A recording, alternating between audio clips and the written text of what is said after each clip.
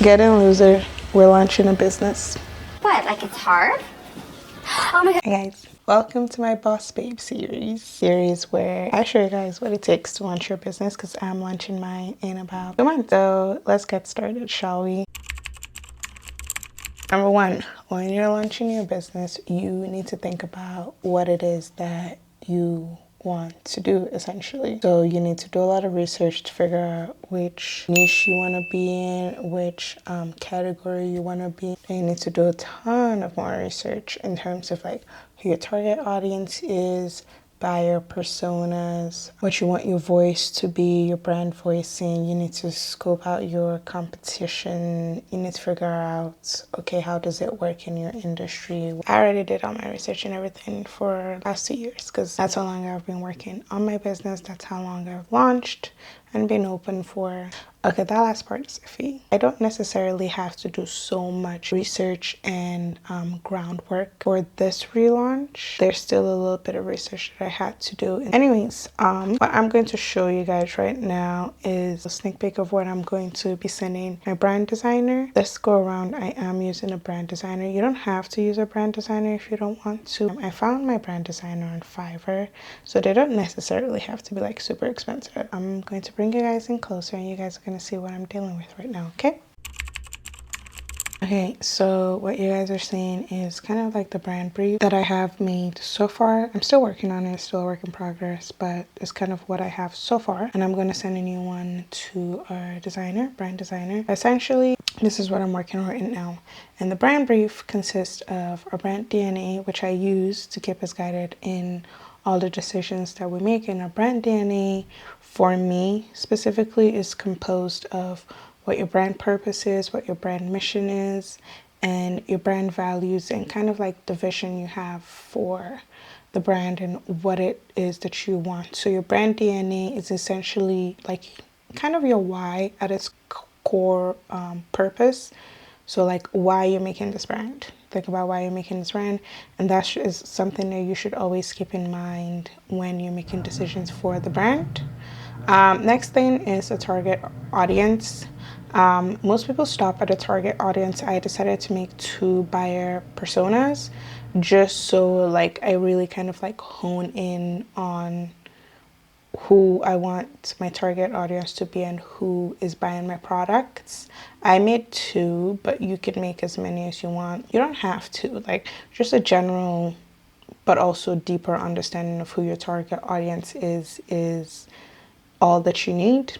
Next is a positioning strategy. So for me, what I use that for is kind of like how we're going to differentiate ourselves and just how we position ourselves for the customer to find us. So, and then the brand personality and the verbal identity for me are kind of tied into each other. One cannot exist without the other.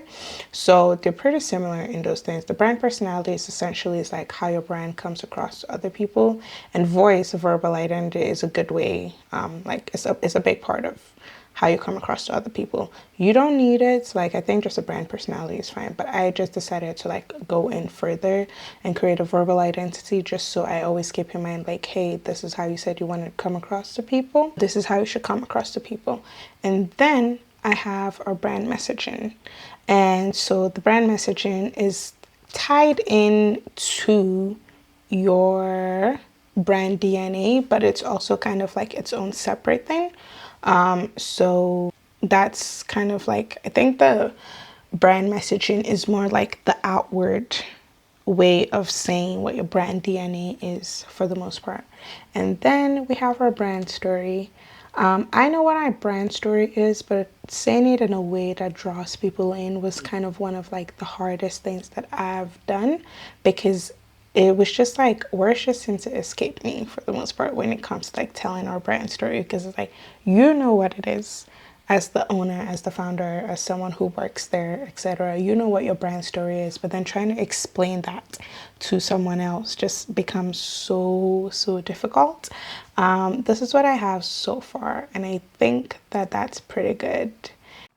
I have 3 potential taglines that I want, and a tagline is not important. Like it is definitely like the last thing you should worry about. But for me, I still wanted it because I wanted something that people can say easily. You know how people are like, Nike, just do it? Yeah, I wanted something like that, like Lux Bells, reinventing the soft life. Lux Bells, self-care as a lifestyle. Lux Bells, discovering your soft life. You know, like, you see how Nike just do it flows off of the tongue? I kind of want that. But oh my God, am I having so much problems with this because the tagline, I want it to be kind of like reminiscent of our brand story, but also like still separate. I think for me, the way I'm thinking about it is that the brand tagline should be your brand story in 3 to 4 words, you know, like quick and easy. But it is one of the hardest things that I'm doing. So I don't know. I guess we'll see. But that's what I have so far. So okay, so we're on Pinterest now. Pinterest is great because it gives you ideas of things that you can do per se, and you know what you want your vibe to be. So I have like 2 boards here. One is like a logo mood board. That's important because if you're working with a brand designer like I am, they might ask you for some inspirations of logos that you like and things that you like. So I have a mood board here of logos that I like, and what I'm eventually going to do is kind of put this and certain pictures on here in a Google Doc and explain more about what is it that I like from this brand and what do I like about this logo. So as you can see, I definitely go for more of like a curvy vibe, definitely more like girly, more feminine vibe for a logo and like a mood board. That's kind of what I found myself gravitating towards with this. I really like them. Like this one, I really like the way like the A's floats, and I like the way the R's float into the S. The combination of the letters I think is really good, of the 2 fonts actually, like this font here and this one I think really caught my eyes. This one I really liked the illustration here.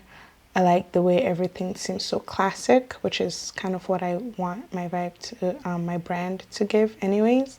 And then we have the brand imagery inspo, which for me is what I want, you know, the vibes I want my brand to give. And this is definitely the vibe I want. Like I want it to give luxury. I want it to just give peace, essentially, like just a calm sense. And these are definitely all very like calming, very feminine, very like luxe self-care to me. And that's essentially what I want it to give, you know? And then obviously I just have like a photo shoot inspo of, you know, some things that I might want to keep in mind when I'm making a photo shoot or when I'm doing a photo shoot. And then another thing you want to keep in mind is like, I also have a mood board for certain websites that I like, what I like about them, just because right now my website is not the way I want it to be. That one was definitely more of a rush job than I wanted it to be, but I'm giving myself enough time now. So yeah, that's kind of where we're at. Okay, so it took a little bit longer than expected, but I am pretty much done the brand brief, or I believe I'm pretty much done the brand brief that I want to give the brand designer. And the brand brief for me, I think it's supposed to just be like a more condensed version of what your actual brand brief is for yourself. So what I put in it, I put like our name so they know who we are. But essentially I put like who are we, you know, what it is that we do so they know what kind of direction to first take it in. And I put our target audiences. I let them know what our messaging is because I think that your brand kit and your logo should, you know, state what your messaging is without you speaking too much, for me personally anyways. And then I just let them know a little bit about our brand story. I think that them knowing it would also kind of help them know what direction to take it in. I feel like the most important thing that you need to put for your brand brief for a brand designer. Obviously, everyone's different, but you need to put who you are. I think you need to put your messaging and your brand story. I think, but every brand designer is different. So just, I guess, let them know what it is that you're seeking. I also put our tagline there because I'm thinking maybe we'd have like an icon with a tagline, but who knows. And then this part is me just being like super explicit with what I want. I put what we want.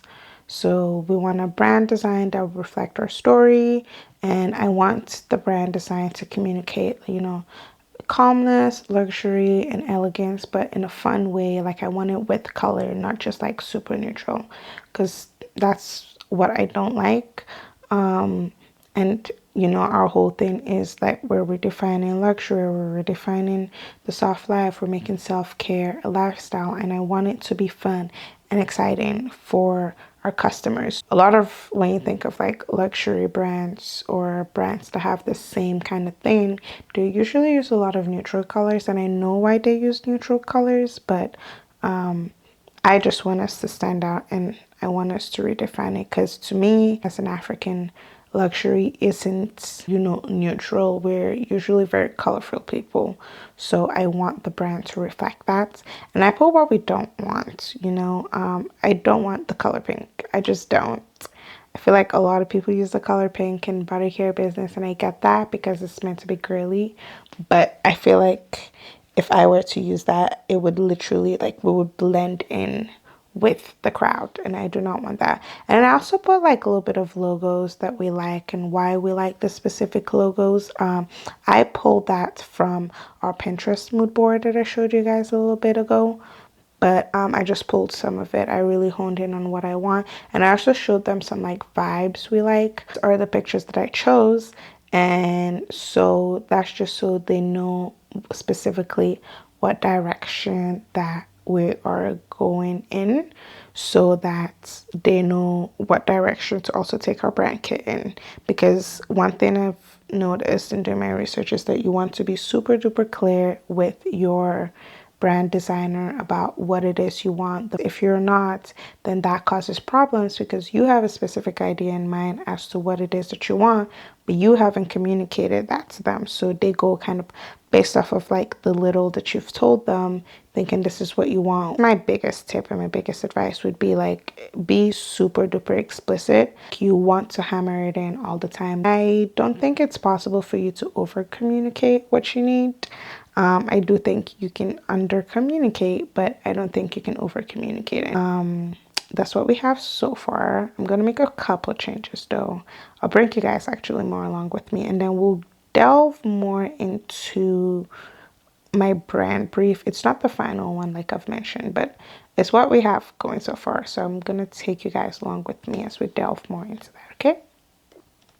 Ain't tryna be cool like you. Wobbling around in your high heel shoes, I'm clumsy. Made friends with the floor.